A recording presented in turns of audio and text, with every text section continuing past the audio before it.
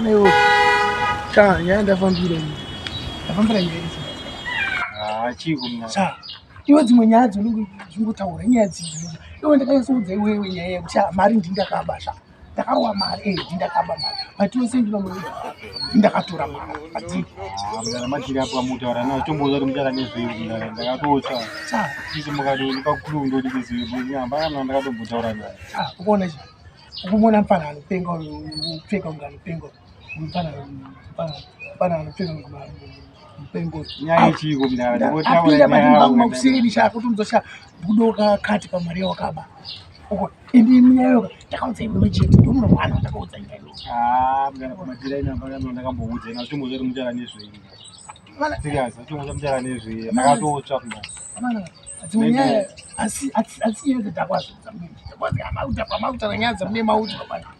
Paka maybe ndakatorowa nedhakwaza Wakashaka tukata. Ani nyaya sensitive. Kuna nyaya yasha.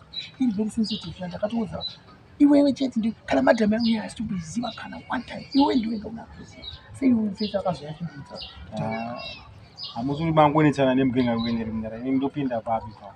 Sha. Kupinda papi zvishuwa. Kupinda papi. Ukona chikunyanya necho. Auya pamba makuseni chapa. Koko ndamubikira tea. Maza yangu, chimba changu. Kwamubikira tea. Akutaura futi nyaya futi. Sai bado tu ndakatochanja bado tufunga tu. Kwa hiyo indaba. Saka mawandara.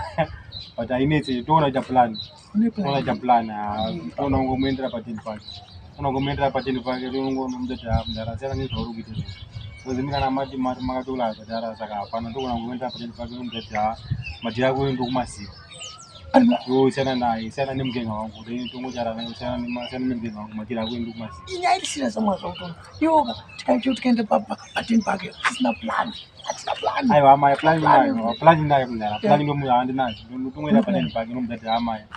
Udana nemukadzi wemunhu. Andiranga zipi. Udana nemukadzi wemunhu auziwe. Adana nemukadzi wemunhu mndara. Adana nemukadzi wemunhu. Zvimazita ari vakutaita mazita akabada. Itongoenda pateni pake nomudza. Unoenda pateni pake nomutaurira. Aiwa saka yakatonditsika kunze arikuda mari. Apa mari ndakatolaza. Apa toda kati pamari iyo. Aiwa hapo usatye tomoendera. Tomoenda pateni iwe kana ada kuita kuchidira kidzira. Hauna kuntoera kuenda pateni pake. Saka iwe fidza iwe. Fidza nyauri apana bairi sisiti. Iwe une mavhili 11 kuti mfano akudana nemukadzi wako. Aiwa apana mavhili 11 aritsika mana tabs nomuziva kupakare mana ndomuziva mbano. Apana zanombokuita kana tongobvunguruza chedu ona uchitora. Saka kuti une mavhili 11. Mavhili 11 aritsika.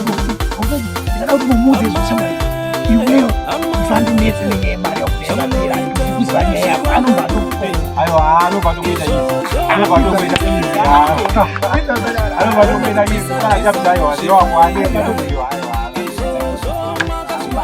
akubanyanyana aiwa kuba tondware iwe akada tongokuchipa chete yawo nochitora pachii zati ada kuchipa chete nochitora vare totikona atote vhile venyu yake yaari kureba